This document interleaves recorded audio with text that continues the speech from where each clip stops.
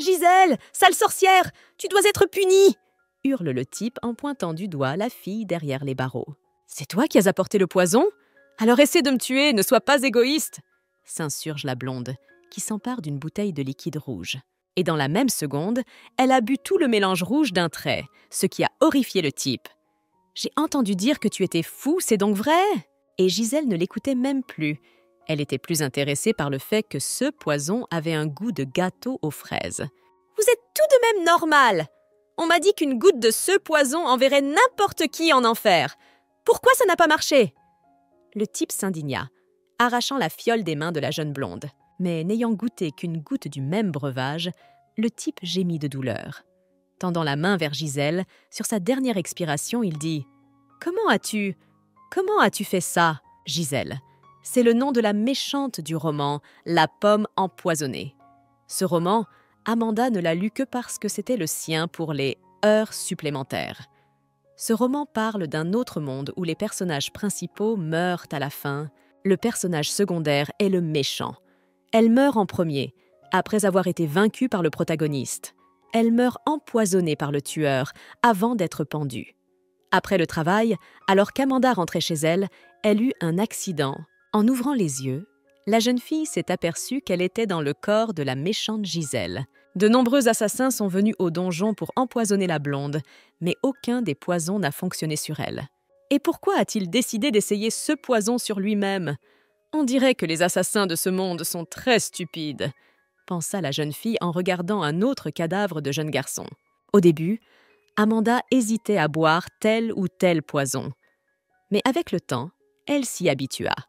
Et comme personne ne la forçait à les boire, elle les buvait tous elle-même sans problème. En continuant à les boire, la blonde se rendit compte qu'ils avaient tous des saveurs différentes. Qu'est-ce que c'est ? Celui-ci ressemble à un yaourt à la pomme, mais il a une odeur un peu trop forte. Est-ce un autre poison ? Pensa la jeune fille après avoir bu une autre gorgée. Au départ, lorsque les gardes sont arrivés dans le donjon, ils ont tous pensé que c'était la fille qui avait surpris tous les meurtriers. Mais dès qu'ils ont réalisé qu'ils étaient eux-mêmes tombés dans le poison, ils se sont immédiatement rangés derrière Amanda, pensant qu'il s'agissait de la sorcière folle. Au début, la jeune fille s'est étonnée qu'un si grand nombre d'assassins se soient faufilés si facilement et que les gardes aient été si mauvais. Mais il s'est avéré par la suite qu'ils étaient tous soudoyés. Après tant de tentatives infructueuses, la jeune fille tomba dans le panneau. « Oui, il ne me reste plus qu'à attendre ma mort ici. J'espère que le prochain tueur apportera du poison, ce qui m'affectera certainement. » Soudain, le rire de quelqu'un se fit entendre dans le donjon vide, de plus en plus fort à chaque fois. Est-ce un effet secondaire des poisons ? Ce n'est pas bon, pensa d'abord Amanda en regardant autour d'elle.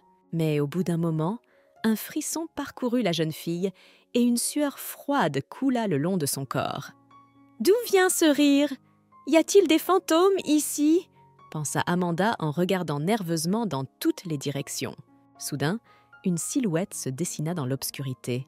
« Tu es donc un autre de ces tueurs. J'ai bu le poison il y a un moment. Tu ne peux pas attendre un peu ?» Amanda s'adressa à lui avec un peu d'irritation, car son rire lui faisait vraiment peur. « C'est bon, je n'en ai pas beaucoup, buvez-le et c'est tout !» dit le gars en tendant à la fille une fiole oblongue avec un liquide violet à l'intérieur. Bien qu'il ait l'air beau à l'extérieur, il avait une odeur dégoûtante. « C'est contaminé ? Ma mort est donc là !» se dit la jeune fille en se couvrant le nez avec sa main. « Mais je ne suis pas morte de poison depuis tout ce temps. Y a-t-il une chance que je ne meure pas de ça ?» À ce stade, la jeune fille doutait déjà de ses capacités. « Mais si même le poison ne fonctionne pas, alors seule la potence m'attend. Je mourrai quand même ici. » La jeune fille a réfléchi à différentes options pour l'issue de ces événements. Mais une telle façon de mourir ne faisait pas partie des plans d'Amanda. Et ce meurtrier était trop sûr de lui, comme s'il avait des capacités. « Écoute, je vais le boire. Mais tu me feras une faveur ?» déclara la jeune fille avec assurance. « On ne peut pas rester là à attendre la mort. Je penserai à l'avenir plus tard. Il faut d'abord sortir d'ici. » Amanda était déterminée sur ce point. « Tu penses que tu survivras si tu sors d'ici ?» La phrase de ce type pétrifia la jeune fille sur place. « Tout le monde te connaît comme sorcière. Si tu t'enfuis, Ils lanceront un avis de recherche. Surtout, tu n'as pas de famille. Personne ne t'aidera. Alors, ne serait-il pas plus simple pour toi de mourir ici? Continue le jeune homme. Tout cela excitait déjà la jeune fille, qui s'énervait de plus en plus. N'aggrave pas les choses! Je suis peut-être une sorcière, mais suis-je vraiment la seule méchante de ce monde? Si certains pensent que je suis une sorcière maléfique, alors je dois me montrer à la hauteur de mon statut de méchante. Cette logique de la jeune fille blonde amuse un peu le jeune homme. Ensuite, la fille a commencé à se souvenir du nom de quelqu'un. Quel était le nom dans le roman? Alors, vous le connaissez? Alan Finch? Soudain, cette conversation agréable est interrompue par un autre assassin qui fait soudainement irruption dans la prison. Gisèle, je vais t'aider à mourir maintenant. Cet inconnu se dirigea directement vers les barreaux, il sortit une clé et ouvrit facilement la serrure. Et qui donne des clés à un assassin de son plein gré? Ces sales gardes! La jeune fille était déjà terrorisée. Vous êtes l'ennemi de ma fiancée, et tu mourras d'une mort douloureuse. C'est sur ces mots que le type, une dague à la main, s'est jeté sur la jeune fille. La mort causée par le couteau serait bien plus douloureuse et atroce que celle causée par le poison, alors sans réfléchir longtemps, Amanda a bu le contenu de la fiole d'un trait. Et comme elle était une survivante, une inconnue par contrat était censée l'aider à s'en sortir. Je n'ai pas promis, j'ai dit que j'y réfléchirais. Et à cette seconde, tout ce qui se trouvait dans la pièce sombre s'est illuminé d'une lumière violette. Et après que le mercenaire au couteau soit tombé quelque part sous le sol, du plafond descendit une jolie brune qui était tout entourée de cette lueur. S'approchant lentement de la jeune fille, le type lui a confirmé qu'il était un mercenaire, c'est-à-dire un assassin. La jeune fille réfléchit encore au fait qu'il ait décidé de lui montrer son visage, mais elle ne put s'empêcher de remarquer à quel point il était beau, après tout. En s'approchant, le brunet se mit à genoux pour saluer la dame, tout en ramassant une fiole vide. Il a aussi décidé de tester les effets du poison, comme tous les autres. Comme il est beau, mais encore une fois, c'est un imbécile, pensa la jeune fille en regardant le type avec une pointe de déception. Mais à toutes ces questions, le type se contenta de répondre d'un air suffisant. « Non, je suis sûre que le poison fonctionne. » Et déjà, ce début de phrase fait fondre la jeune fille. Mais cela n'a plus d'importance. « Alors, allons-nous essayer de nous échapper d'ici ?» demanda rhétoriquement le gars, tout en faisant un claquement de doigts en parallèle. Après cela, une sorte de cercle magique apparut sous les pieds de la jeune fille, et la pièce se remplit à nouveau d'une lumière violette. C'est alors qu'Amanda commença à se remémorer les événements du roman. Est-ce un magicien Alan Finch? Après tout, dans le roman, cet homme pouvait faire de la magie. En une fraction de seconde, le couple s'est retrouvé dans un endroit complètement différent. « C'est si facile de s'échapper avec la magie, c'est si frustrant !» dit Amanda, un peu frustrée. Mais le type décida de la frustrer encore plus. « Tu es quand même une sorcière qui s'est échappée de prison en utilisant la magie noire. Si tu te fais prendre, tu seras exécutée immédiatement au vu et au su de tout le monde. » Et tout cela, le brunet le dit avec un sourire mignon sur le visage. La jeune fille commença à se souvenir lentement des détails du roman. C'était de la magie noire. Les méchants du roman l'utilisaient. Et moi, j'ai été libérée à l'aide de cette magie. Le dernier magicien qui utilisait cette magie était Alan Finch. Et selon l'intrigue du roman, il a rassemblé tous les magiciens et s'est opposé au protagoniste. En se basant sur le fait que ce type était un mage, Amanda a conclu qu'il s'agissait d'un mage de la brume sombre. Il s'agissait d'une organisation de mages noirs dirigée par Alan. Au début du roman, il était question de nuages noirs qui s'épaississaient, et le type qui se tenait devant la jeune fille était donc l'un des hommes de main d'Alan. Ce fait a effrayé la jeune fille et l'a rendue encore plus nerveuse, car elle avait eu l'indiscrétion de s'adresser à lui de façon irrespectueuse à certains moments. Amanda décida donc de clarifier le nom du mystérieux étranger. « Renji? Je ne me souviens pas de ce nom dans le roman. Y avait-il un tel personnage? Il n'y a pas de personnage qui lui corresponde. » Amanda commença lentement à revoir les détails du roman. Il semblait beaucoup plus beau dans le donjon, mais d'une certaine manière, il se distinguait encore trop de la foule. Amanda avait beau essayer, Elle n'arrivait toujours pas à se souvenir d'un personnage du roman nommé Renji. Il s'agissait probablement d'un personnage secondaire. Pourtant, tous les mages de l'organisation Close Mist étaient des personnages célèbres. Gisèle était encore dans l'intrigue à l'époque, en train de faire la connaissance de l'un d'entre eux. Peut-être que Renji n'y était pas mentionné à l'époque. Soudain, le type décida d'interrompre le silence qui planait entre eux, rappelant à la jeune fille un petit détail.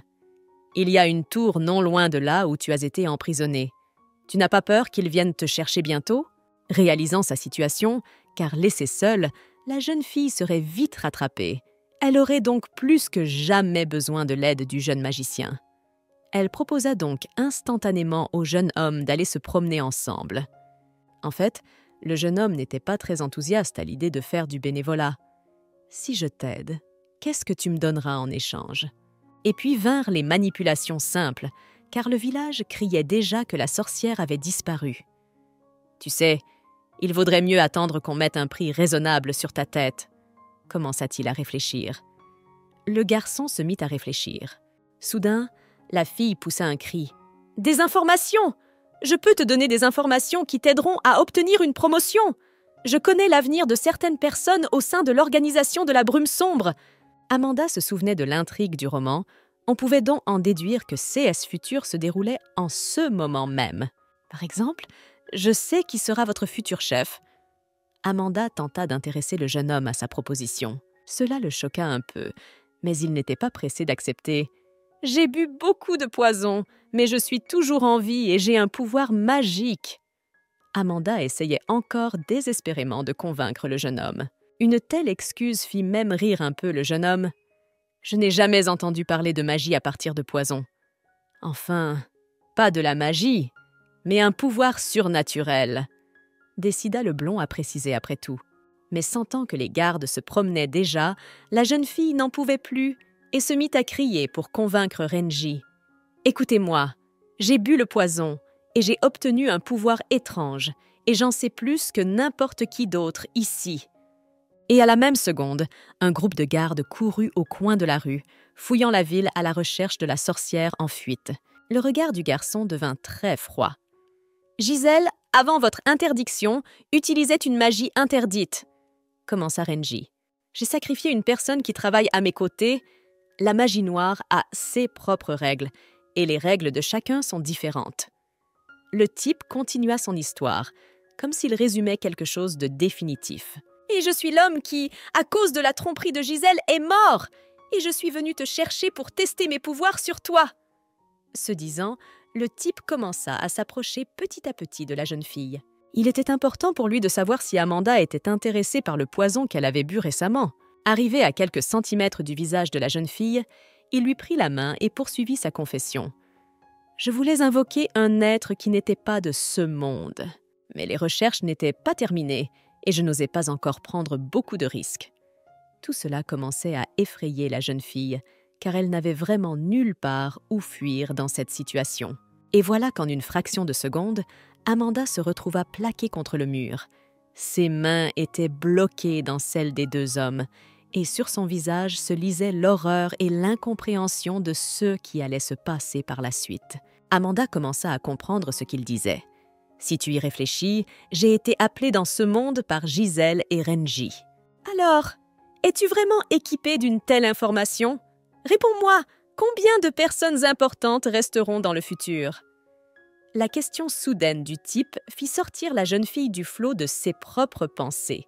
Amanda réalisa qu'elle devrait faire attention à ses mots à partir de maintenant. « Il semble que tu veuilles faire un marché avec moi. Tu veux l'entendre de ma bouche ? Y a-t-il un autre moyen pour que je puisse obtenir cette information précieuse de ta part ?» Si Renji avait été un mage professionnel, il aurait été capable de lire dans l'esprit d'Amalia depuis longtemps. Il l'aurait alors certainement repéré tout de suite. Mais la jeune fille tenta de résoudre la question pacifiquement. « Je veux juste rester en vie. S'il vous plaît, ne me menacez pas. Terminons sur une note paisible, voulez-vous » À ces mots, le type fut encore plus convaincu que la fille qui se tenait devant lui n'était pas la vraie Gisèle, car celle qu'il disait n'était pas une telle poule mouillée. « Vérifions tes autres qualités, sinon je vais vraiment te donner pour de l'argent. Dis-moi comment tu pourrais être utile. » continua le type comme s'il jouait avec la blonde. Après avoir réfléchi un peu, la jeune fille dit sans certitude qu'elle pouvait détecter le goût du poison. Au début, le type n'était pas très impressionné par cette affirmation. Mais après l'explication de la fille, à savoir que si votre tête est empoisonnée, je pourrais devenir son goûteur de différents poisons, le type était intéressé par une telle offre. Commençons donc par le plus important. Renji a décidé de ne pas abandonner Amanda, ne l'a pas tuée et ne l'a pas livrée aux soldats. Et c'est ainsi que la jeune fille est devenue employée d'un magasin de magie. Qu'est-ce que c'est que ça? Pourquoi y a-t-il une poupée aussi effrayante ici? Est-elle maudite? Se dit la jeune fille assise derrière le comptoir de la boutique. Cette poupée est définitivement maudite et cet endroit... C'était un magasin qui vendait des objets non pas magiques, mais maudits. Le poison ne fonctionne pas sur moi. Décider de me maudire signifie... La voix tremblante de la jeune fille s'éleva alors que le couple s'approchait des portes de la boutique. Seuls les objets qui s'y trouvent sont maudits. L'endroit lui-même est tout à fait propre, lui répondit le gars d'une voix calme et avec un sourire sur le visage. Oui, et pour être honnête, je ne te fais pas encore confiance. Alors prouve-moi d'abord ta loyauté. Votre travail ici est de différencier les types de poisons et vous allez aussi servir de nouveaux clients. Le type commença à expliquer la tâche à la jeune fille. Celle-ci est tellement choquée par les événements qui se déroulent autour d'elle qu'elle a déjà oublié ce qu'elle avait promis pour la sauver. « Tu ne me l'as pas dit toi-même? Prends les poisons et différencie-les, » lui répondit le brunet suffisant. Cela faisait 10 jours qu'Amanda était devenue vendeuse. Au début, le type la surveillait. Mais cela faisait déjà 3 jours qu'elle ne l'avait pas vue, alors tout ce qu'elle avait à faire, c'était de discuter avec la poupée qu'elle avait nommée Isabelle. Il était livreur dans le magasin et travaillait également à temps partiel dans différents endroits. Il rêvait d'être un sorcier et de devenir un magicien à part entière. En entrant dans la boutique, le type a commencé à se moquer de la jeune fille. « Comment avez-vous nommé une poupée maudite? Honnêtement, les fous ne savent pas qu'ils sont fous. »« Comment es-tu devenue vendeuse ici? Une fille incroyable !» Ten ne pouvait s'empêcher d'admirer la jeune fille. Amanda était un peu tendue par la gentillesse de ce type. Et pourquoi me félicite-t-il? Il semble que la boutique de Renji n'ait pas une mauvaise réputation. Après que Ten ait silencieusement posé la boîte à côté du comptoir, Amanda remarqua que le magasin venait juste de commencer à recevoir des articles et qu'il y avait beaucoup de visiteurs. Mais personne n'avait acheté quoi que ce soit. Elle décida donc d'interroger Ten à ce sujet. Parfois, on dirait qu'ils veulent acheter quelque chose, mais ils refusent. Ce à quoi le gars lui répondit simplement que ces gens livrent du poison, tout en sortant une mixture puante de sa poche. Et quand Amanda a remarqué l'odeur horrible de ce liquide, Ten a été très surpris, car il ne sentait rien. Et la jeune fille a alors remarqué une autre chose étrange, qu'elle était la seule à pouvoir distinguer ces odeurs. Sur cette belle note, Ten décida de quitter la boutique en disant « Bien folle, Gisèle, plus rien ne t'étonnera. » La jeune fille ne voulait même plus répondre à rien. Alors que la nuit tombait et que personne ne venait à la boutique, la jeune fille était plongée dans ses pensées. « Je n'ai pas revu Renji aujourd'hui. Je n'ai pas eu de nouvelles de lui depuis 3 jours. C'est l'occasion de m'échapper. » La fille pensait que si elle restait ici encore plus longtemps, elle pourrait facilement devenir un rat de laboratoire pour le gars. Et maintenant qu'elle était encore en vie, elle avait une chance de survivre. Alors, attrapant quelques fioles sur le comptoir comme salaire pour 10 jours de travail, la fille décida de s'enfuir. Rassemblant toutes ses forces dans un point, la jeune fille osa ouvrir la porte. « J'espère qu'aucune magie d'emprisonnement n'est imposée ici. » et qu'elle pourrait facilement s'échapper sans que personne ne la remarque. Courant aussi loin que possible de la boutique, la jeune fille était heureuse d'avoir en quelque sorte réussi. Elle se souvenait également des paroles de l'un des clients à propos d'un chariot et pensait à l'endroit où elle pourrait trouver au moins un chariot. Mais soudain, la jeune fille s'arrêta lorsqu'elle vit un groupe d'officiers en face d'elle. 16 soldats accrochaient des images sur la recherche de la jeune sorcière, et Amanda réalisa alors que la boutique se trouvait juste à côté du poste des soldats, ce qui l'horrifia. Soudain, dans son dos, la jeune fille entend la voix d'un homme. « Pourquoi sommes-nous là? Si tu marches un peu plus loin, ils t'accueilleront volontiers. » Rebondissant légèrement sur le type avec un petit rire nerveux, la fille salua Renji. « Ha ha, ça fait longtemps, maître !» Le regard du type était alors aussi froid et horrifiant que possible. La fille commença à expliquer maladroitement tout ce qui se passait. « Je n'allais pas m'enfuir. Et je n'allais pas abandonner. Ce n'est qu'une promenade. Je suis sortie me promener. J'ai l'habitude de faire 10 000 pas par jour. » Non pas que le gars croyait entièrement les paroles de la jeune fille, mais il voulait quand même jouer le rôle de la surprise et écouter l'explication ridicule de la jeune fille en entier. « Eh bien, c'est pour cela que tu as apporté le poison avec toi, pour étancher ta soif en CA d'urgence, c'est ça ?» Le type balaya les fioles que la jeune fille avait dans son sac. « Ben ouais, genre si je bois un peu de poison, l'envie de travailler ne fait qu'augmenter plusieurs fois ?» lui répondit maladroitement la fille, essayant de ne pas s'éloigner de sa version originale des excuses. Et le sac d'argent que la jeune fille avait dans son sac, elle décida de l'expliquer par le fait qu'elle n'avait pas encore réussi à rembourser le gars pour son aide, alors elle décida de lui acheter un cadeau sur le chemin du retour. Plus la jeune fille avançait, plus il lui était difficile de sortir de l'enchaînement de mensonges et d'excuses qu'elle essayait si soigneusement de construire devant le gars, cela commençait à l'agacer un peu. La jeune fille n'hésita pas non plus à dire qu'elle n'appelait Renji un gentleman que par respect, parce qu'elle l'avait toujours appelé ainsi. Mais à ce moment-là, le gars lui rappela ce moment en prison où elle l'avait traité d'horrible personne. Soudain, une horde de soldats se mit à avancer droit vers le couple qui se tenait derrière le coin de l'immeuble. Sans réfléchir longtemps, stressée et ne comprenant pas ce qui allait se passer, la fille s'est précipitée sous la cape du gars, se cachant ainsi des soldats. Mais plus tard, elle eut une idée encore plus ingénieuse pour se déguiser. En tirant le gars par la peau du cou plus près d'elle, elle dit « Monsieur, faites comme si vous m'embrassiez. Si nous nous enfuyons, ce sera suspect. Alors nous ferons semblant d'être des amoureux et nous détournerons l'attention des soldats. » continua Amanda en expliquant son plan. La fille était bien trop sérieuse dans cette situation. Cette réaction fit rire le gars. Dans ce cas, les amoureux s'embrassent dans une ruelle. Et de cette façon, nous éviterons le danger. » Bien que le plan de la fille ait été pensé par elle-même, elle ne s'attendait pas à une telle insistance de la part du gars. À ce moment, sa peur des soldats s'est transformée en embarras devant le gars. Soudain, la jeune fille croisa le regard de l'un des soldats. Et ce jeune homme la remarqua sans aucun doute. Après tout, il la regardait directement. Un sourire narquois se dessina sur le visage du jeune homme, amusé par la réaction ridicule de la jeune fille face à son propre plan. Mais à la surprise de la jeune fille, les guerriers passèrent juste à côté d'elle, même si elle était sûre que l'un d'entre eux la regardait directement dans les yeux. Ne l'avait-il pas reconnue ou s'était-il passé quelque chose d'anormal? Ensuite, le type s'éloigna brusquement de la jeune fille et se dirigea vers le côté. « Où allez-vous?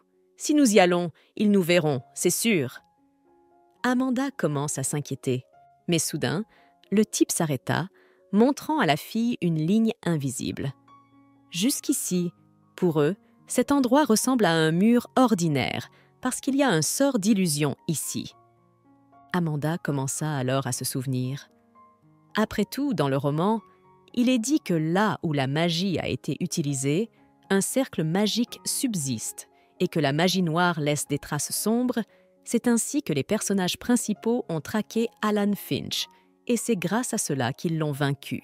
Mais à présent, la jeune fille ne voyait plus de cercle noir, et elle commença à douter. Est-ce que ma mémoire me fait défaut? Non, je me souviens de tout correctement. Si c'est de la magie, pourquoi les soldats n'ont-ils rien remarqué? Amanda demanda avec inquiétude, ce à quoi le garçon répondit en souriant. Mais cela va de soi, car je suis beaucoup plus fort. Après ces mots, la jeune fille tomba dans le désespoir le plus total, car pourquoi alors son plan insensé allait-il se réaliser? Ce à quoi le garçon lui répondit seulement avec un sourire. « Tu avais l'air si drôle, je ne voulais pas encore te le dire. » À ce moment-là, la jeune fille se sentit aussi déçue que possible, mais lorsque le garçon lui proposa d'aller au magasin et de continuer, elle se sentit comme si elle avait été électrocutée. Après tout, elle se souvenait qu'à l'origine, son plan était différent. Elle voulait s'enfuir, Et finalement, elle s'était fait prendre. La jeune fille ne comprenait pas de quelle suite il était question, s'il allait la torturer. Le brunet lui répondit calmement. « Si vous n'y voyez pas d'inconvénient et que de tels plaisirs vous seront livrés, mais même cela est possible, et ici… » Mais ne voulant pas écouter plus longtemps ce genre de proposition, la fille interrompit brusquement le type, l'informant qu'aujourd'hui, un nouveau poison avait été livré au magasin. « Parce que votre fidèle employé va maintenant retourner travailler à nouveau sur le nouveau produit. » En disant cela, la fille est retournée en un clin d'œil au magasin. De retour au magasin, la jeune fille se mit immédiatement au travail. Après avoir goûté tous les poisons, elle nota dans un tableau tous les arômes de chacun de ceux qu'elle avait testés et remit ce formulaire au type. La fille commença également à expliquer chaque produit en disant qu'il avait un goût de fruits, mais le gars n'était pas intéressé par cela. Il voulait probablement juste tester les compétences de Gisèle. C'est pour cela qu'il a utilisé le poison. Alors que la fille attendait que le type réagisse à ses recherches, il se dit « Je pensais que je ne voulais pas travailler avec elle et écouter ces mots incompréhensibles que ce foutu Gisèle a convoqués. » Un peu de douleur fait déjà gémir la fille, mais en même temps, elle n'a pas peur de boire du poison. Elle ne veut pas se mettre en danger, mais elle est prête à travailler avec les méchants. Telle était la description que le garçon s'était faite à lui-même. C'est une nature bien étrange et contradictoire. Et quelle est cette créature à l'intérieur de ce corps ? Pensa le jeune homme avec intérêt en regardant la jeune fille qui essayait de résoudre son énigme.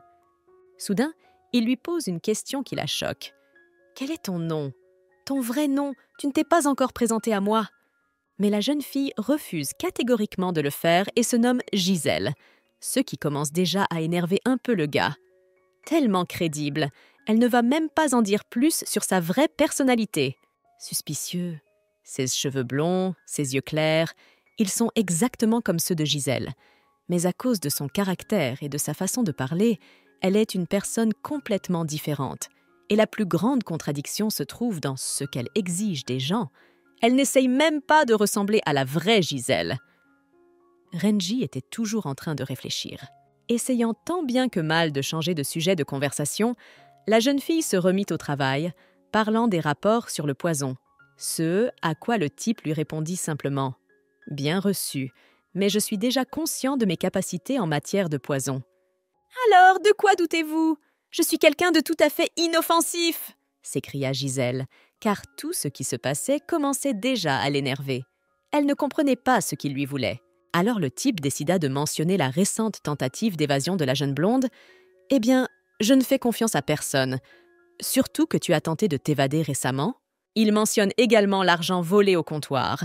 Et bien que la jeune fille explique, de manière ridicule, pourquoi elle avait besoin de cet argent, elle décide soudainement de s'exprimer. « Vous n'allez pas me payer pour mon travail. Attendez, j'ai transpiré, alors vous devriez me payer pour mon travail. Surtout quand on risque sa vie en buvant du poison. » Le visage de la jeune fille était déjà rouge de colère contre Renji. Un tel acte amusait d'autant plus le gars que la réaction de la fille était drôle et ridicule à ses yeux, et qu'il réalisait aussi que la vraie Gisèle ne ferait jamais une telle chose. Il se souvenait aussi qu'autrefois, les mages achetaient des poulets pour tester la malédiction qui pesait sur eux, et que plus tard, ils transformaient leur chambre en poulailler parce qu'ils étaient trop mignons pour être tués, et maintenant, en regardant cette fille blonde, il les comprenait un peu. Et lorsque Renji leva soudainement la main pour utiliser sa magie, cela effraya vraiment, vraiment la fille, et elle revint immédiatement sur ses paroles concernant le paiement. « Monsieur, puisque je suis en probation maintenant, j'accepterai un travail sous-payé. Après tout, vous m'avez donné de la nourriture et un abri. » Cette réaction fit à nouveau rire le jeune homme, qui venait de convoquer ses familiers, informant la jeune fille qu'ils allaient désormais la surveiller et voir comment les choses se passaient dans la boutique. Mais la jeune fille ne s'intéressait guère au fait qu'il la surveille. Elle voulait leur parler. Je ne sais pas si elle a bien compris le mot « surveillant », mais il ne parle qu'à moi, pensa alors le garçon en regardant le visage ravi de la jeune fille devant les papillons. Amanda était en admiration devant la beauté de ces charmantes créatures, et ses ailes, elle les regardait dans les moindres détails pour essayer de les toucher. Plus la jeune fille en apprenait sur les capacités de ces petites créatures mignonnes, plus son admiration et sa fascination pour elle grandissaient. Renji remarqua à nouveau un petit détail. La jeune fille était effectivement mignonne. Et alors qu'il y a quelques instants, elle n'avait pas réussi à trouver une place à cause de son excitation, elle semblait maintenant très intéressée. C'est alors qu'il se souvint du moment de leur première rencontre.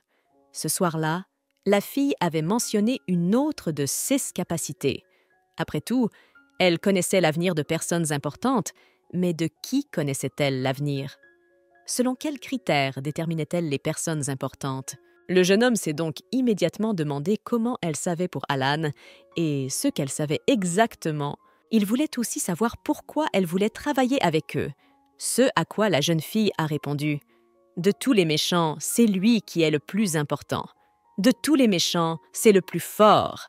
Quand tu rencontreras le chef, n'oublie pas de lui dire ce que je t'ai dit, et je te serais reconnaissante si tu pouvais m'aider à trouver un travail avec lui. » dit la jeune fille avec de l'enthousiasme dans les yeux. « Je préfère la queue d'un dragon à la tête d'un serpent.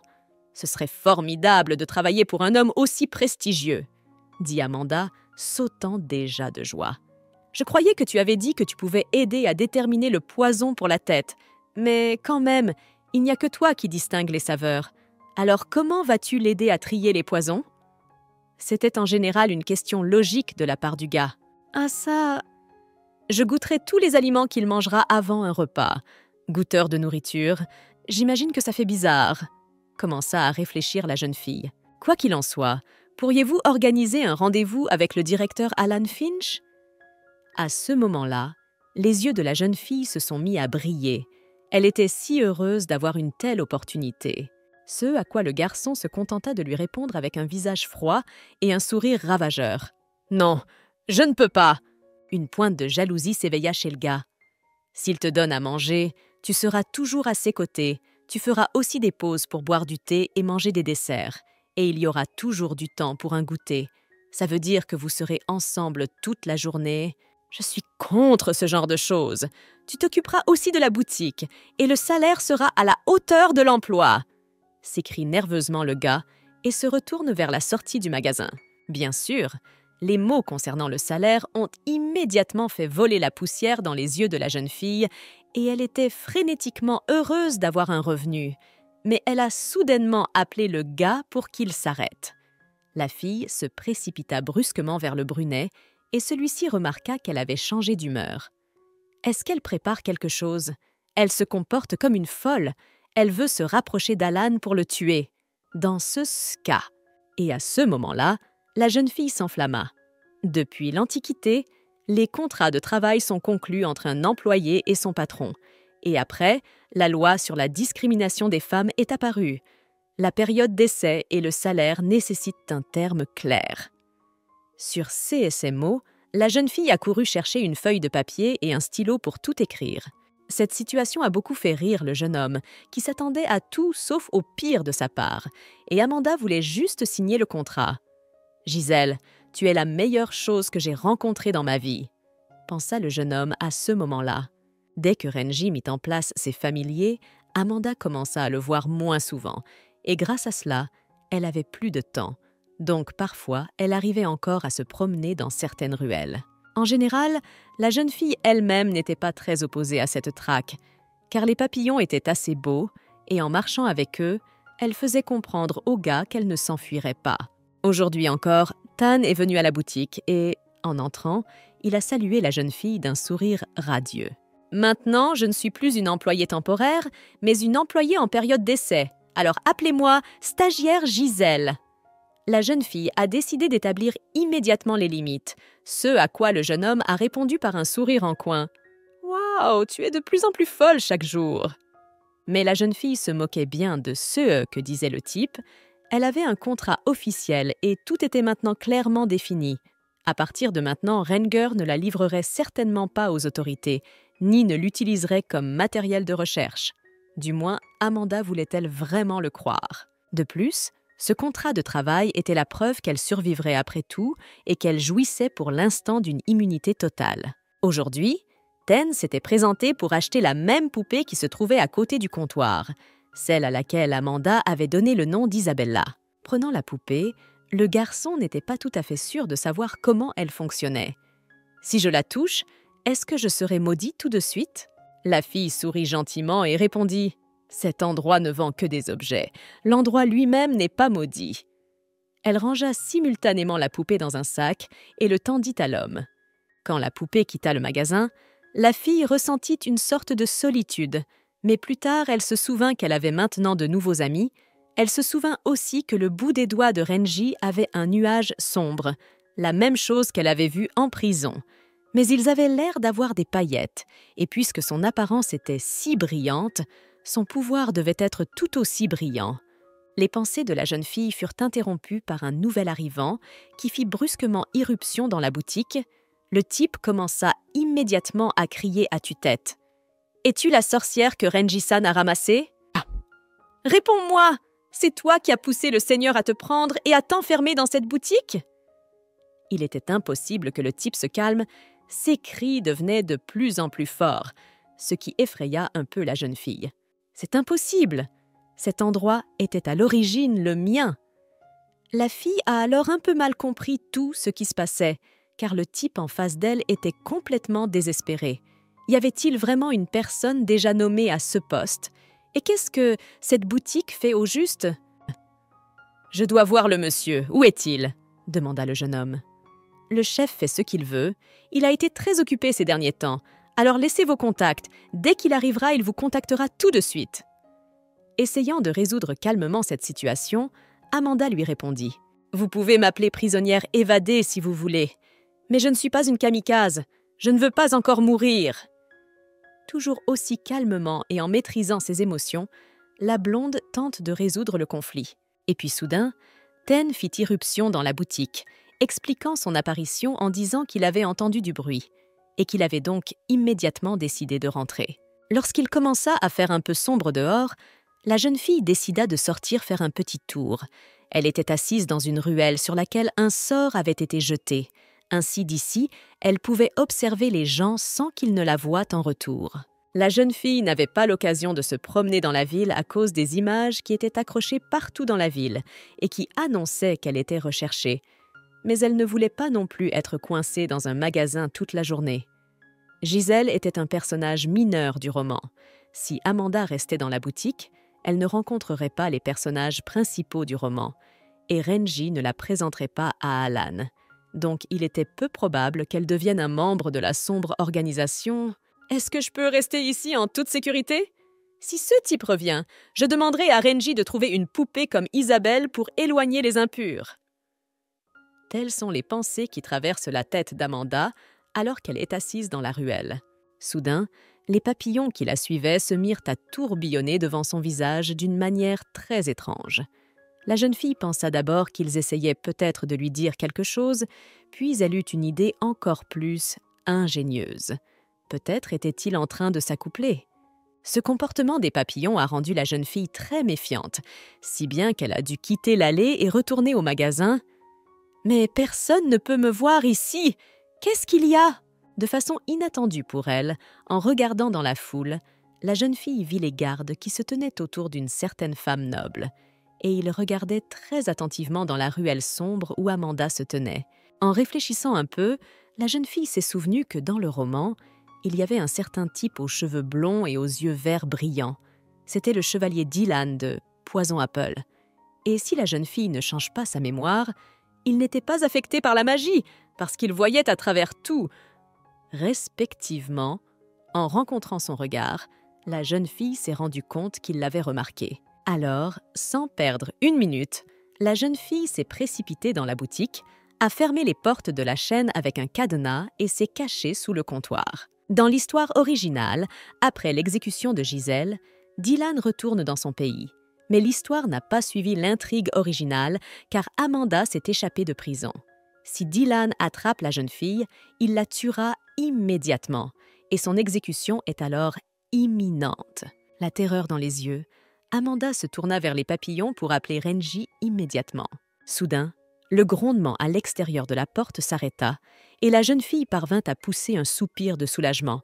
Mais la seule chose qu'elle réalisa fut que le chevalier ne rentrerait pas à la maison tant qu'elle ne serait pas morte. « Va-t-il vraiment passer le reste de sa vie à me chercher ?» Bien sûr, la jeune fille essaya de chasser ses pensées de mort imminente. Après tout, elle n'était qu'une petite méchante. Il était donc peu probable qu'il s'obstine à la rechercher. Mais en se rappelant que dans le roman, Gisèle avait menacé la vie du personnage principal, la panique s'empara à nouveau de la jeune fille. « Mais que fait Dylan ici? Peut-être que je me suis trompée après tout ?» pensa la jeune fille en essayant de se calmer. Peut-être qu'elle avait eu peur pour rien après tout et qu'elle s'était enfuie de là. Chaque fois que la jeune fille sortait dans la rue, cela devenait un véritable stress pour elle. Chaque fois qu'elle regardait frénétiquement autour d'elle, de peur de croiser à nouveau le regard du chevalier. Mais le lendemain matin, le seul qu'elle vit sur le seuil de la boutique était le même homme aux cheveux roux. « Et pourquoi es-tu là?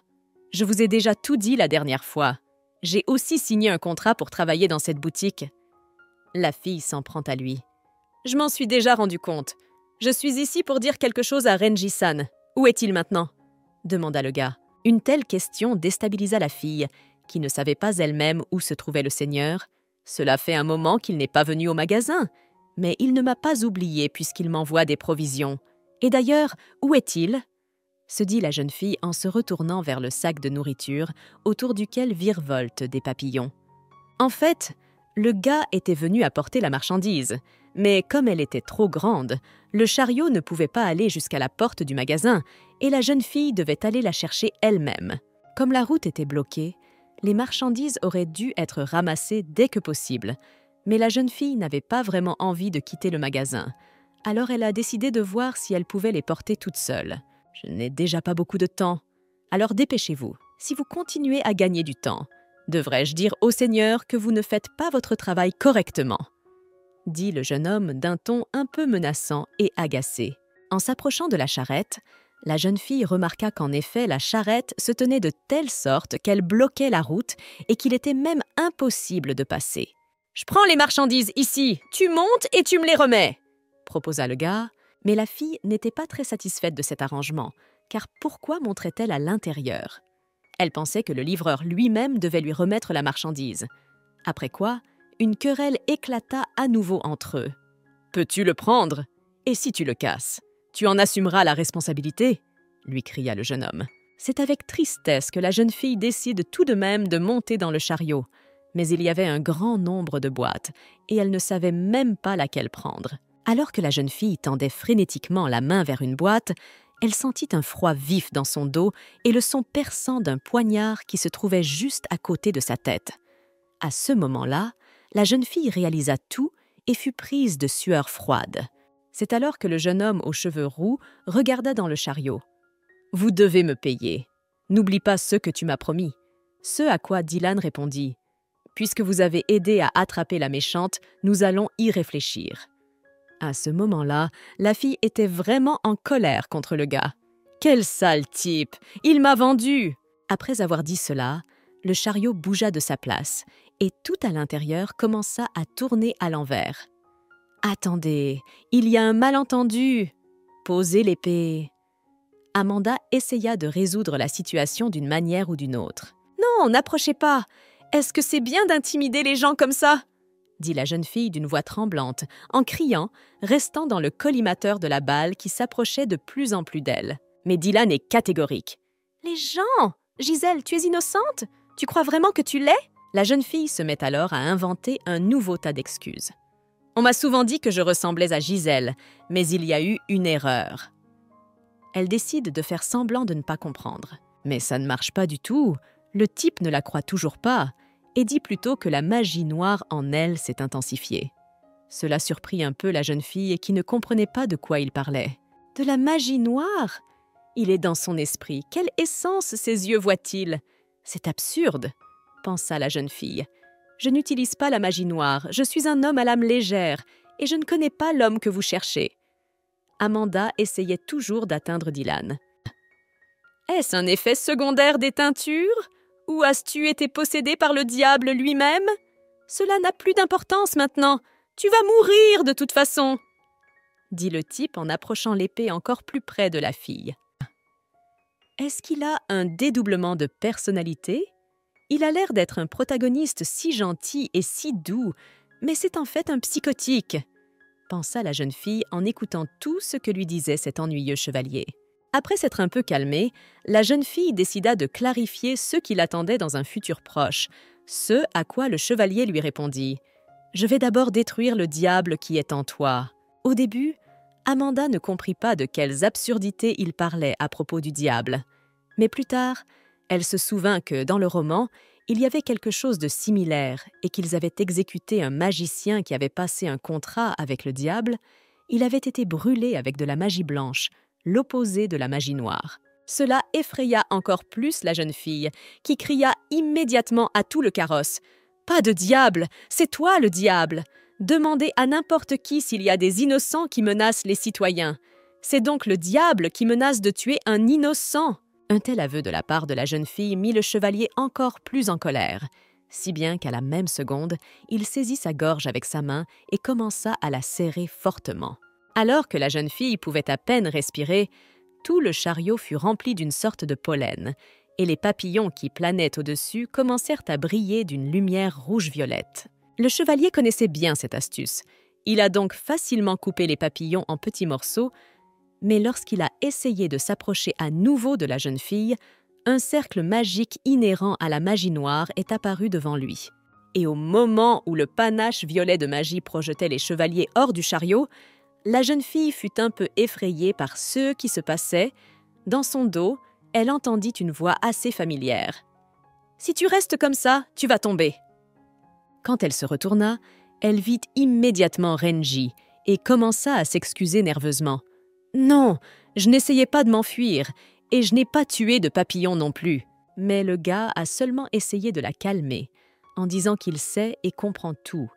Et après avoir couvert sa tête avec son peignoir, a dit « Tu as quelque chose à me dire. »« Ah, merci de m'avoir encore sauvée !» dit la fille en regardant directement le gars. Et elle se souvient aussi qu'avant que la tête n'arrive, les papillons l'avaient sauvée, alors elle aimerait les remercier aussi. Mais le gars ne partageait pas cet empressement de la fille à remercier les papillons.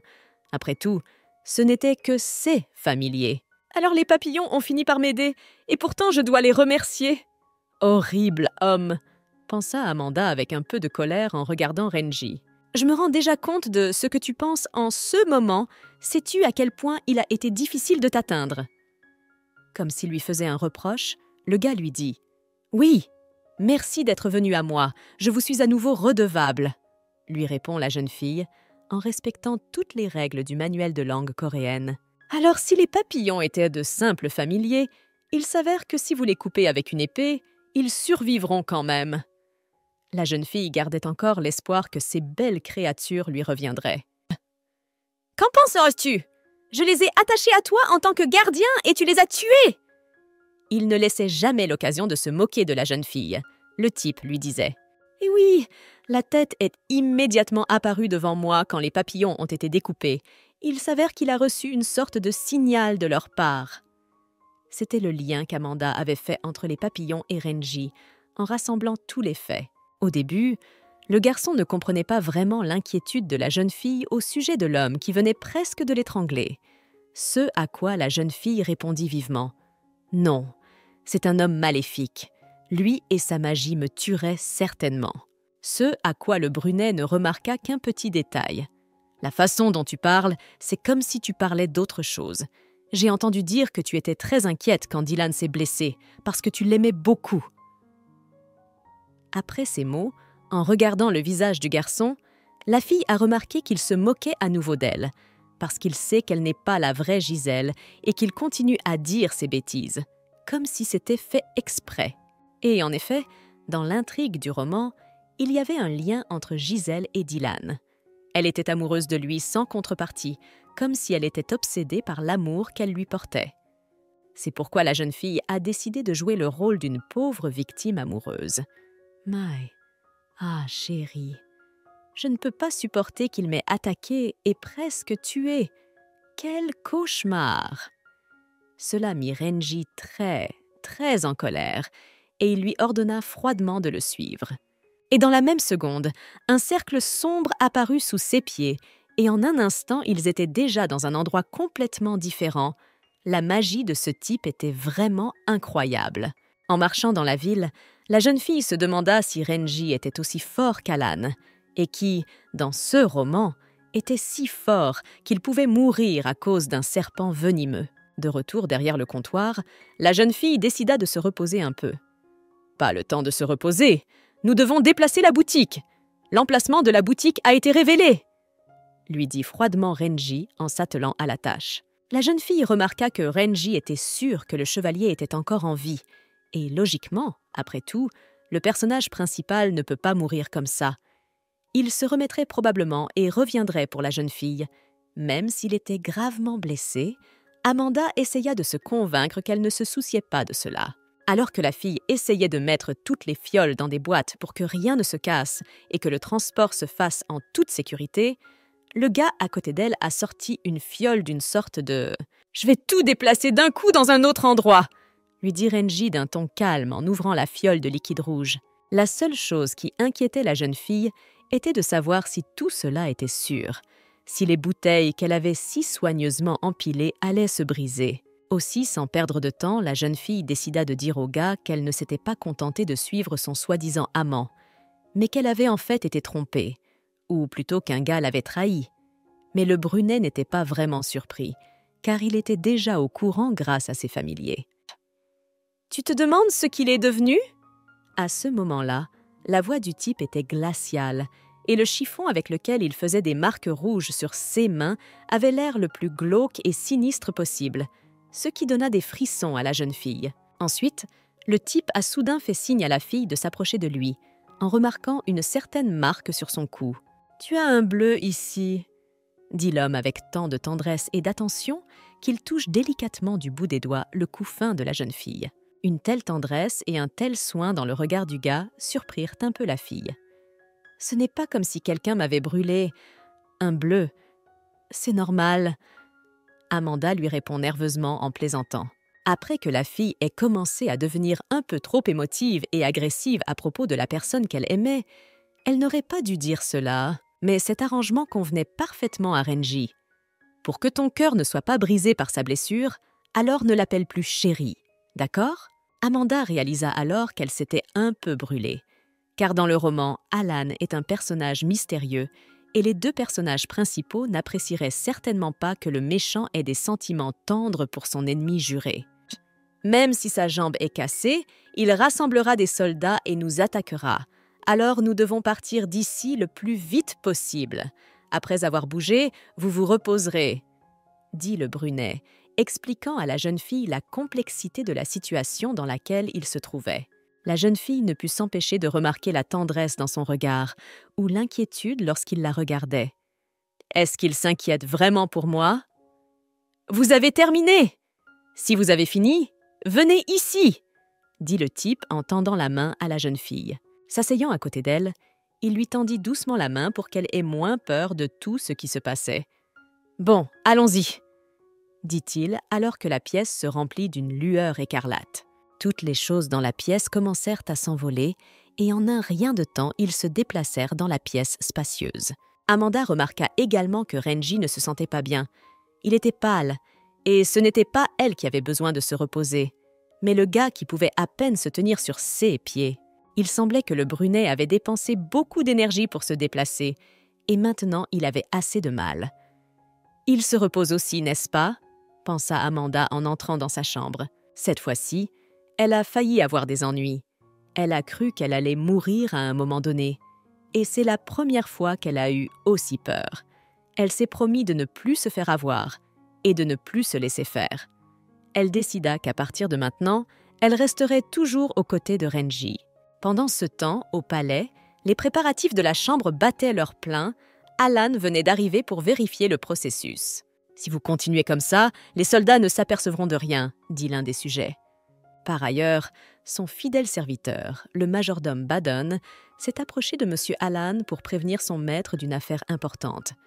Il se fit également un plaisir d'annoncer à son seigneur que le déménagement était déjà en ordre et qu'il pouvait avoir lieu. Alan et le majordome se dirigèrent ensuite vers le bâtiment principal du palais où les attendait déjà un ranger fatigué. Badon, du fait de son âge et de son expérience, était assez attentif aux détails. Il ne lui fut donc pas difficile de remarquer que le teint du brunet avait beaucoup changé. Comme d'habitude, il n'utilise pas de si gros objets pour se déplacer, ou au moins appelle d'autres mages à l'aide. Mais Dylan était apparu soudainement dans la boutique, et le majordome était curieux de savoir ce qui s'était passé. « Vous auriez dû venir au manoir tout de suite. Pourquoi êtes-vous resté là? De plus, tu as révélé l'emplacement de la boutique. » Un torrent de sang-froid jaillit de Ranger, et il donna un ordre. « Dévoilez tout le personnel de la ville aujourd'hui, et éliminez ceux qui se mettraient en travers du chemin. » Le type ordonna ensuite à Alan de se diriger vers le château et d'y faire quelques rassemblements pour détourner l'attention des bâtards blancs. Les majordomes, à leur tour, ne manquèrent pas un instant pour demander la fille. « Renji-san, la femme que vous avez amenée, Gisèle, pourquoi la voulez-vous? » Ah, après tout, quoi qu'on en dise, elle était désirée et pouvait devenir une nuisance à tout moment.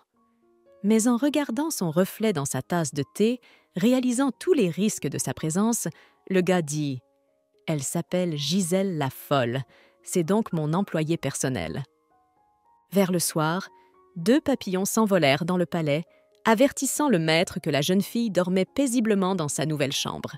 Le type devait descendre au sous-sol. Comme c'est ennuyeux, il faut équilibrer le pouvoir magique.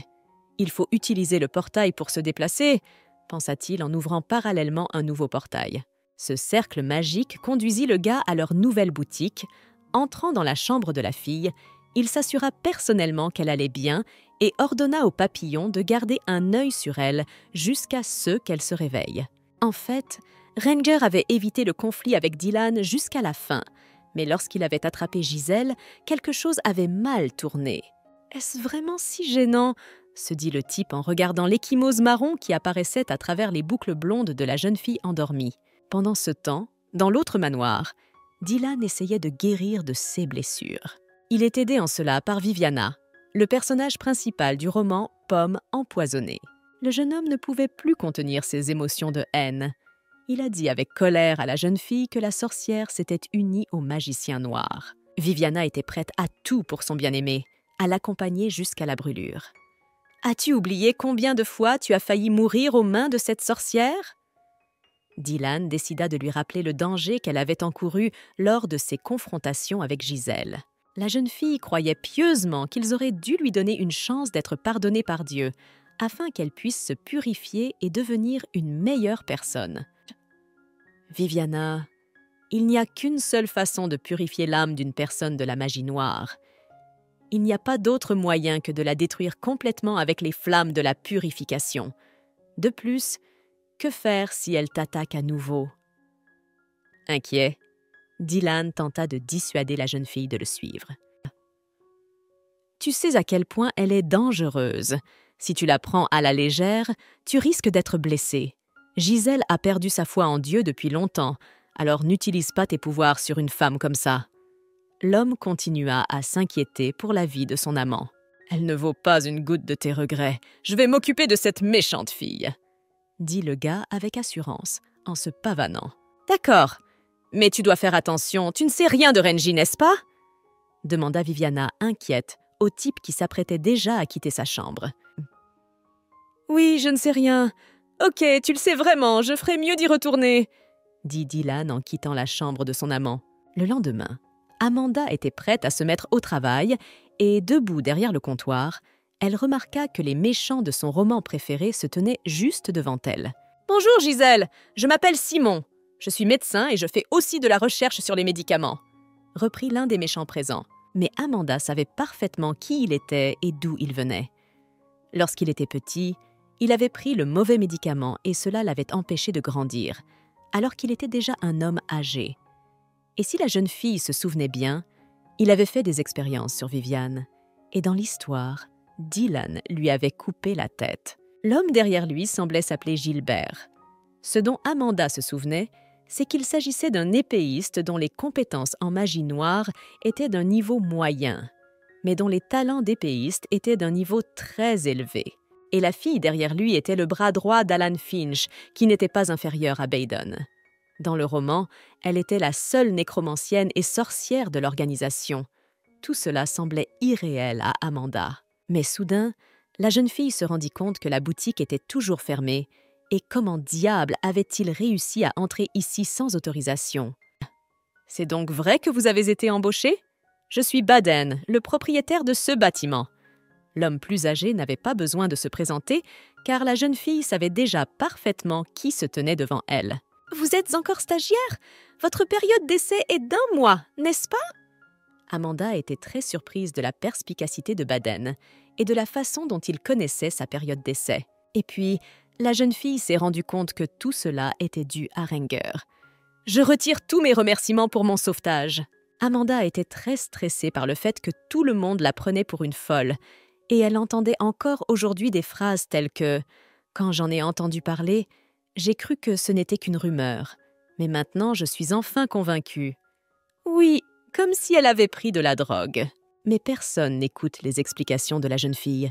« Appelez-moi si vous avez besoin de quoi que ce soit. » Amanda soupire lourdement, acceptant la situation. « C'est un nom trop long, alors tu seras juste Gisèle. Moi, c'est Vindia. » Elle se présenta comme l'une des méchantes, suivie par les autres. En fait, les 3 étaient arrivés à la boutique pour aider à régler les choses, comme l'avait ordonné le Seigneur. Alors qu'Amanda remettait les fioles sur l'étagère, elle décida de clarifier quelque chose avec Baden. « Monsieur, pourriez-vous s'il vous plaît contacter notre chef, plus précisément Rengison? Il a des affaires urgentes à régler en ce moment. C'est pourquoi les membres doivent rester dans la boutique. » L'homme lui expliqua calmement, car le Seigneur lui avait bien fait comprendre que Gisèle était timide et simple d'esprit. Elle n'était donc pas autorisée à toucher les objets maudits. C'est pour cela qu'ils étaient venus ici. Il s'avère que Renji a laissé Baden s'occuper de la jeune fille. Et Amanda a également remarqué que tous ces méchants n'étaient pas ceux qu'elle avait imaginés en lisant le roman. Après le nettoyage, les gars s'assirent à la table pour se reposer et la discussion porta sur le fait qu'ils étaient tous de nouveaux arrivants. La clinique médicale pour les méchants que je dirige n'est pas loin d'ici. Le laboratoire qu'utilise Vindia est au-dessus de cette boutique. À côté se trouve la maison de Gilberte. Simon commence son récit. « C'est le repère des vrais méchants !» s'exclama Amanda, ravie, ne cachant pas son étonnement. « Et que faire de ce bleu? Je n'ai même pas de médicaments pour m'en débarrasser !» dit soudain Simon en remarquant une marque écarlate sur le cou de la jeune fille. « C'est peut-être une malédiction. Je ne suis pas douée pour les soins, alors je ne sais pas, » dit Vindia en traînant la patte. Il est impossible de se débarrasser complètement de la magie noire, car la seule chose que la magie blanche ne peut pas gérer, c'est une malédiction. Mais après les paroles de la blonde selon lesquelles elle finirait par disparaître d'elle-même, Gilberton réagit en quelque sorte vivement, en disant « Non, c'est de la sale magie blanche, c'est du poison pour les gens comme nous. » Une expression de confusion apparut sur le visage d'Amanda, qui se demandait comment cette magie blanche pouvait être un poison pour eux. Vindia commença alors à expliquer « C'en est un, parce que la magie blanche est l'opposé de la magie noire. » Cela rendit la fille nerveuse. « Poison. Alors peut-être que ce pouvoir ne fonctionnera pas sur moi. Je suppose que non, car le poison et la magie sont 2 choses différentes. Il faudra que je vérifie plus tard. La magie blanche est utilisée par les soldats de Dylan. C'est une force informe similaire au pouvoir magique. » La femme continua son histoire. La seule différence est que la magie est un pouvoir inné, alors que le mana utilisé par les soldats est un pouvoir acquis. En effet, si vous vous souvenez de l'intrigue du roman, il était dit que Viviane aidait Dylan dans son entraînement, et tout cela parce que la magie blanche et le mana sont identiques. Mais même si le pouvoir du chevalier Dylan a la propriété de la magie blanche, personne ne sait comment il fonctionnerait sur les mages noirs, et Amanda n'était pas un mage non plus. « Tu as contracté avec un mage après tout, et tu as essayé d'utiliser sa magie, donc ton corps est contaminé par la magie noire, » dit la femme, et cela choqua la jeune fille. Dit la femme, et cela choqua la blonde. Elle ne s'attendait pas à entendre une telle chose dans sa direction. Sortant de table pour se resservir, la jeune fille, en regardant son reflet, se dit « Alors j'ai utilisé de la magie noire, et ce n'est pas qu'un bleu !» Après tout, d'après ce qu'avait dit Vindia, c'était la marque de souillure pour avoir utilisé la magie noire. À ce moment, Simon rattrapa la jeune fille en disant « En tout cas, comment une personne aussi gentille a-t-elle pu être étranglée? Il n'y a pas d'êtres humains parmi ceux qui possèdent la magie blanche. Même si tu es fou, ce n'est pas trop ?» Et ces types n'avaient toujours pas oublié ce surnom. Amanda commençait à s'énerver. Et pourtant, aucun mage ne pourrait survivre à un combat contre Dylan. Alors on a juste de la chance, dit Vindia en prenant le plateau des mains de la jeune fille. Simon se joignit également à la conversation. Le chevalier étant considéré comme l'ennemi le plus dangereux pour les mages, il serait très désireux de prendre son sang pour la recherche, même si tout le monde se rendait compte que le scientifique mourrait plutôt que de s'emparer de son sang. Alors que la jeune fille écoutait cette dispute ridicule entre Simon et Vindia, elle ne remarqua pas que Gilbert arrivait derrière elle, essayant de lui donner quelque chose dans les mains. Le gars lui donne un orbe qui brille d'une lumière violette inquiétante, le décrivant comme une arme contre Dylan. Mais la jeune fille comprit immédiatement qu'il s'agissait d'un objet de la boutique et qu'il était maudit. Comme Gilbert l'a dit, un équipement d'autodéfense est nécessaire car Dylan est très fort. Il est connu pour mettre fin à un combat d'un seul coup de poing, commença Simone pour décrire son ennemi. Cela contraria un peu Amanda, car dans le roman, Dylan était un héros juste qui allait jusqu'au bout de son objectif, quoi qu'il arrive. Sa véritable nature est un pouvoir surnaturel, qui n'est révélé que dans la seconde moitié du roman. La jeune fille comprit alors que le chevalier essaierait de trouver et de tuer Gisèle le plus vite possible. « Ne t'inquiète pas trop, même si Dylan se présente, nous ne resterons pas les bras croisés, » dit Vindia, remarquant que les jambes de la blonde commençaient à vaciller à cause de ceux qu'elle avait entendus. Amanda était très gênée d'entendre de telles paroles de soutien et d'accepter un sacrifice de soi aussi courageux pour elle. Ce à quoi la femme lui répondit simplement « Si un adulte veut t'aider, dis-lui simplement « merci ». À ce moment-là, à l'improviste pour tout le monde, et la jeune fille elle-même ne s'attendait pas à une telle chose, des larmes sont apparues sur le visage de la blonde. « C'est la première fois que quelqu'un me dit qu'il me protégera. » Après tout, avant qu'Amanda n'entre dans le monde des romans, elle a toujours dû se débrouiller seule. Et cela a fait très peur à toutes les personnes présentes, qui se sont précipitées vers elle pour essayer de calmer la jeune sorcière. Et à ce moment-là, la jeune fille a réalisé que toutes ces choses maudites qu'elle craignait tant ne lui semblaient plus effrayantes, mais au contraire, lui apportaient d'agréables émotions de réconfort. La même chose s'est produite avec Dylan dans son esprit. Il s'est avéré ne pas être un héros comme elle l'avait pensé auparavant. Le lendemain, la jeune fille était déterminée et enthousiaste. « Bon, je suis la seule employée de cette boutique. Alors, il faut qu'on ouvre, et il faut qu'on gagne le plus d'argent possible. » Et c'est à ce moment-là que Renger apparaît dans son dos, s'approchant d'elle sans qu'elle s'en aperçoive, lui faisant une peur bleue. Et au cri de la jeune fille qui tentait de le réprimander pour un tel acte, il se contenta de lui répondre froidement. « Tout le monde ne m'a pas remarqué tout de suite. Tu es trop bête pour ne pas t'en apercevoir. » Quoi qu'il en soit, le gars était très heureux et soulagé que la fille s'entende bien avec Simon, Windy, Gilberton et Bédon. De même, le seigneur mentionna le moment où la fille avait pleuré dans le cercle des nouveaux protecteurs. « Quand ils ont dit qu'ils te protégeraient, tu es devenue très émotive. » La jeune fille était embarrassée et rougissait beaucoup. Après tout, quand le gars avait sauvé la fille du chevalier qu'il avait presque étranglée, elle avait pu le remercier. « Mais si j'avais dit que je te protégerais, aurais-tu pleuré aussi ?» dit Renji, comme s'il essayait volontairement de rendre la fille émotive. Soudain, le type s'approcha silencieusement de la fille et attacha calmement un foulard jaune autour de son cou pour cacher sa marque violette. « C'est temporaire.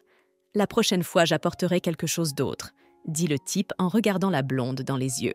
Il lui dit ensuite de se préparer et que la boutique pouvait rester ouverte aujourd'hui, car le type avait décidé de lui faire visiter personnellement la ville. C'était le quartier des méchants, l'endroit où toute la méchanceté de la ville tournait mal, même si à première vue les rues étaient calmes et jolies.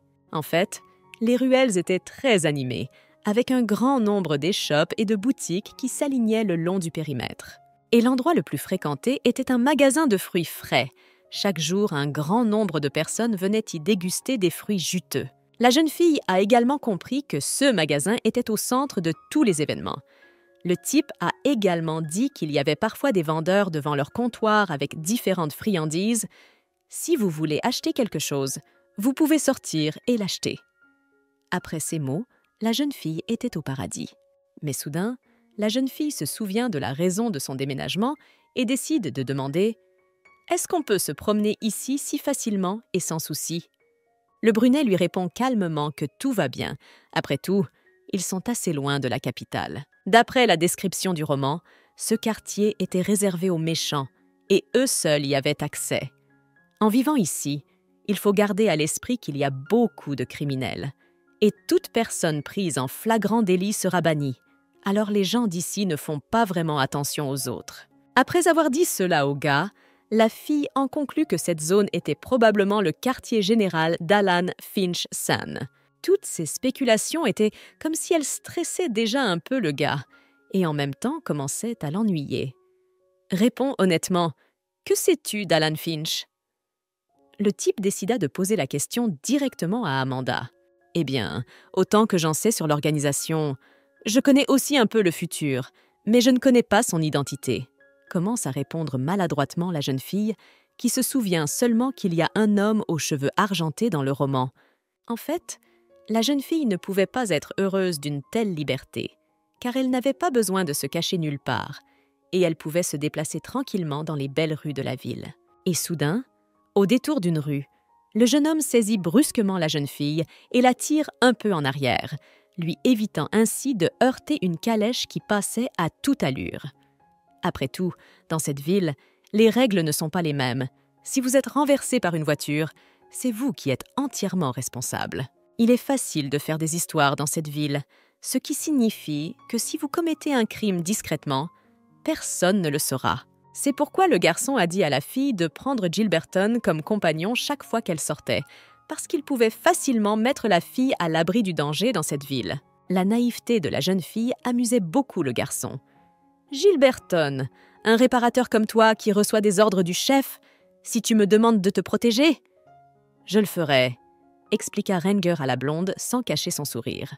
De ce discours enflammé, la jeune fille ne tira qu'une seule ligne de conduite, à savoir que le chef Alan était au courant pour elle et que la rencontre n'était plus très loin. Mais Renger ne partageait pas l'engouement de la jeune fille pour Alan, et tout ce discours le rendait nerveux. La ferveur de la jeune fille ne faiblissait pas. « Monsieur, s'il vous plaît, laissez-moi le rencontrer. Je veux voir ses cheveux argentés. » Le garçon était un peu déconcerté par une telle demande, si elle était si obsédée par les cheveux d'Alan Finch. Sans s'en rendre compte, le garçon a soudain demandé à la fille ce qu'elle pensait de ses cheveux noirs. Sa jalousie s'est-elle à nouveau manifestée? À ce moment-là, la fille a pensé que Renger était jaloux du gentleman, ce à quoi le type a simplement répondu avec irritation « Pourquoi fais-tu l'éloge de quelqu'un que tu n'as pas vu? Et pourquoi les gens sont-ils si frivoles ?» En suivant la fille, Renger se souvint soudain de la conversation dans la ruelle exiguë juste après l'évasion de la prison. Ce futur de personnes importantes dont elle avait parlé, le brunet se demanda qui était C.A. Person, ce que savait la future Amanda. S'agissait-il de personnes importantes, d'un statut élevé? Et surtout, s'il y avait un chevalier Dylan parmi eux? Et en entendant la fille dire qu'elle savait comment cet odieux chevalier allait mourir, ou plutôt de quelle manière il allait être tué, un léger sourire en coin se dessina sur le visage de l'homme. Et lorsqu'il entendit que ce bâtard serait également tué par Alan, il ne put retenir son sourire sinistre et suffisant qui s'afficha sur son visage. Amanda regarda le garçon et ne put en croire ses yeux. Était-il vraiment si sincèrement heureux d'entendre parler de la mort de Dylan? Il le déteste à ce point? Parce qu'ils ont été ennemis pendant longtemps? Pensa la jeune fille en regardant ce type qui ne respirait que le sang-froid. Renji informa la fille qu'aujourd'hui était son jour de congé et qu'elle pouvait se reposer, tandis que lui devait la quitter parce qu'il avait une affaire urgente à régler. Mais avant de partir, le type montra à nouveau sa magie à la jeune fille en convoquant ses familiers. Le rouge s'appelle Ren et le blanc Ban. Si tu ne connais pas le nom des familiers, tu ne pourras pas communiquer avec eux. C'est ce que vous m'avez demandé vous-même, n'est-ce pas? C'est pour cela que je t'explique comment faire, lui dit Renger, même si la jeune fille était sûre de pouvoir leur parler sans cette information. J'ai toujours pu communiquer avec eux, n'est-ce pas? Bonjour? Les gars, dites quelque chose, s'adresse la jeune fille aux papillons qui volent autour d'elle. Maintenant, en communiquant avec eux, vous pouvez les remercier. Ce n'est pas ce que vous vouliez ?» Le garçon rappelle à Amanda sa demande.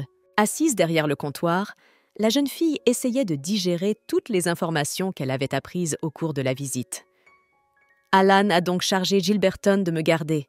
Je ne pensais pas qu'il découvrirait mon existence si tôt. J'aimerais voir cet homme. J'aimerais organiser une rencontre privée avec lui. » dit la jeune fille à voix haute, oubliant les papillons qui l'entourent et l'écoutent. Et ces insectes étaient trop vindicatifs. Ils ne pouvaient pardonner à la jeune fille le moment où elle les attribuait à l'accouplement, alors qu'il ne faisait que l'avertir du danger. Alors, pour éviter les reproches des papillons, la jeune fille décida brusquement de changer de sujet en leur posant une question. « Comment communiquez-vous avec Renji ? Vous utilisez la télépathie ou quelque chose comme ça ?» Il s'avéra que la capacité de parler à l'hôte, les insectes ne l'obtiennent qu'avec la permission de ce dernier, ce qui contraria un peu la jeune fille, car elle avait déjà pensé qu'il y aurait à tout moment une possibilité de parler au gars par l'intermédiaire de ces papillons. Mais en cas de danger, Renger recevra immédiatement un signal à ce sujet, ce qui est considéré comme un sia extrême, dans lequel la permission n'est pas nécessaire. Ayant appris la réponse à sa question, Amanda décida de s'asseoir pour résumer le roman après tout, ordonnant au papillon de ne pas lui parler ou de la distraire. Ouvrant son carnet, la blonde commença à noter les données.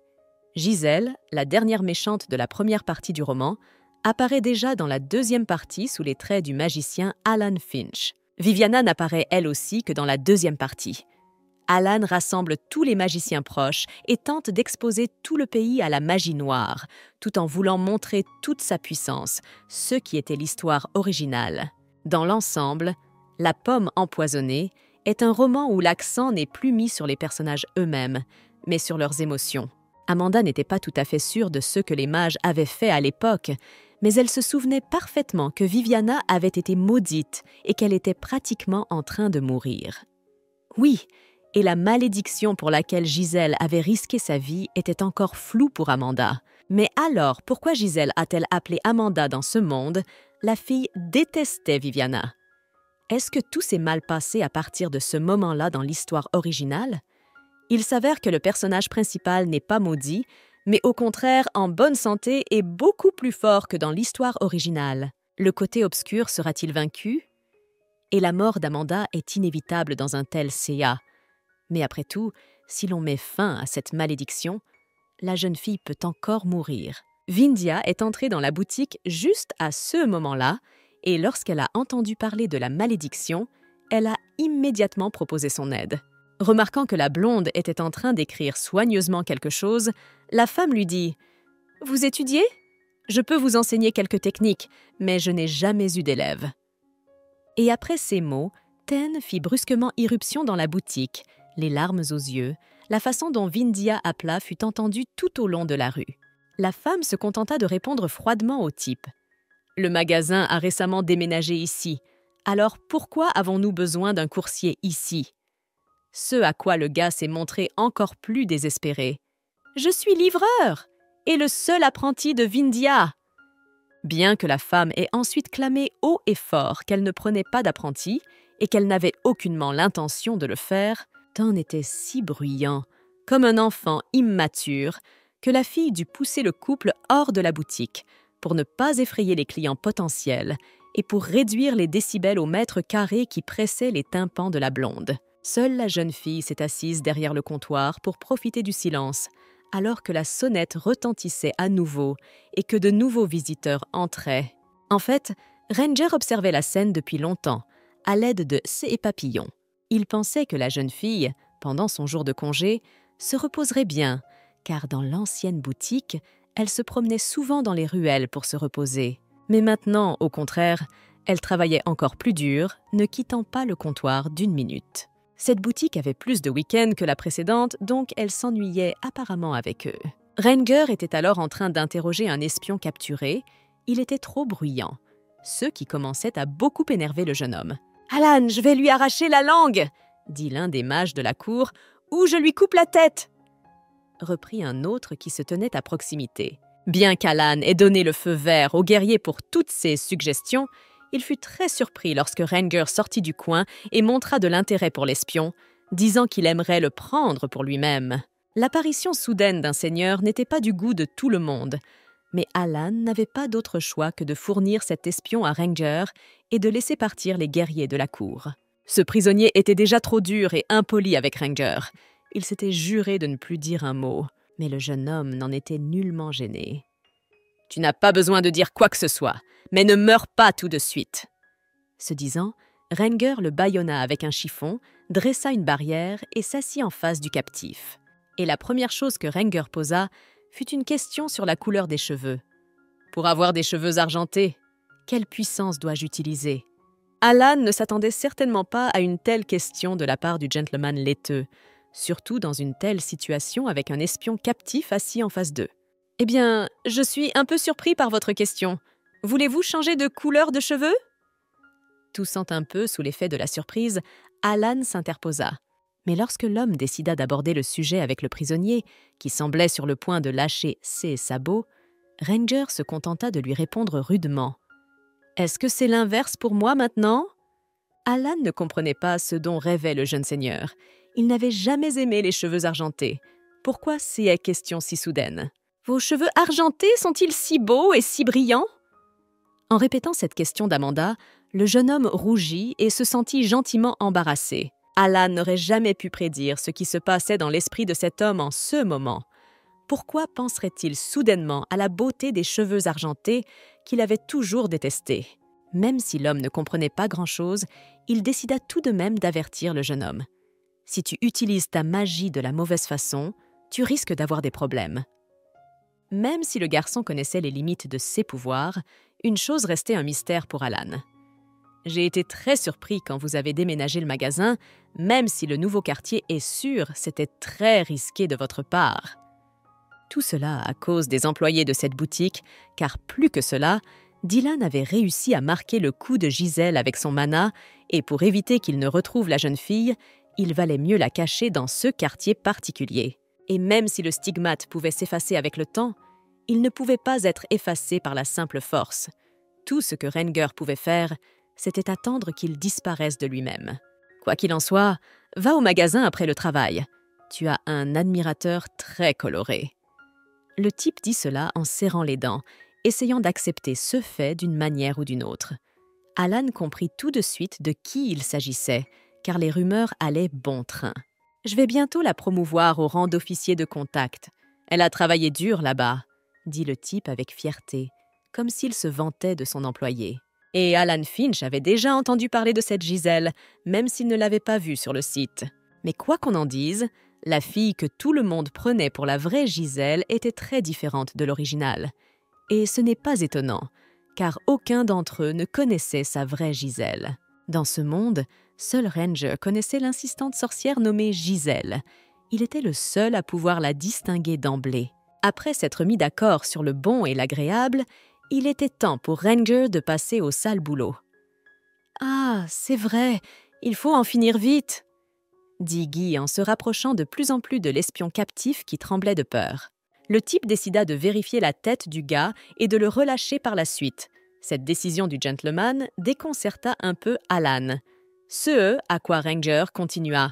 « L'appât sera un bon coup pour Dylan, parce que maintenant ils vont me poursuivre. » Finalement, le jeune homme allait briser l'esprit du captif et le laisser partir comme un pantin.